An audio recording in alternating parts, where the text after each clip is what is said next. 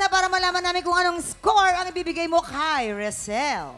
Resel, ito ay bibigay ko sa iyong bituin ngayong araw.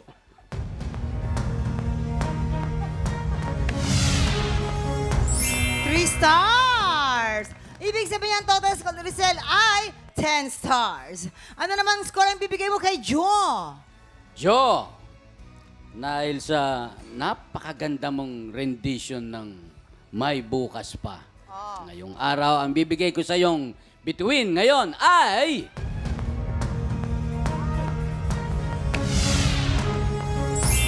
4 stars! Ibig sabihin niya ng total score ni Jo ay 14 stars! Congratulations, Jo!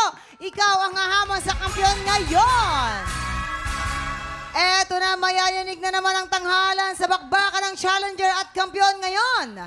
Simulan na natin ang back-to-back tapatan. At yan ang back-to-back tapatan nila Jo at ni Lucky. Woo! Ay, naku, eto na. Ang mananalang kampiyon ay tatanggap po ng tumataginting na 10,000 pesos. At sa bawat araw na magtutuloy-tuloy ang kanyang kampiyon, ay tuloy-tuloy din ang paglaki ng kanyang cash prize. Kaya naman, mga inampalan. Ang napili namin ngayong tanghali, Mamang, parehong naantig ang aming mga puso sa kanilang rendition nung piyesa nila. Ika nga sabi daw ng mga millennials, pareho silang main character. Alamin na natin ang scores na ibinigay ng ating mga inampalan.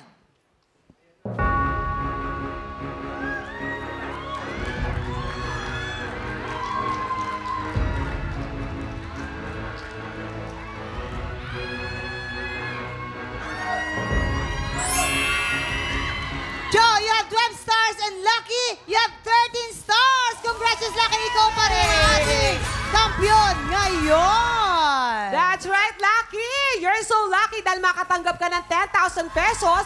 At syempre, mas marami ka pang mapapanunan kapag nagtuloy-tuloy ang iyong kampyonato. Nakadalawang panalo ka na, Lucky. 20,000 na yan. So, tatlo na lang, pwede ka na pumasok sa Grand Finals. Ano masasabi mo? Yes. Oo, may mukhang nahirapan po siya talaga ng buwang Overwhelmed sobra po. Thank you po. Congratulations again sa iyo, Lucky.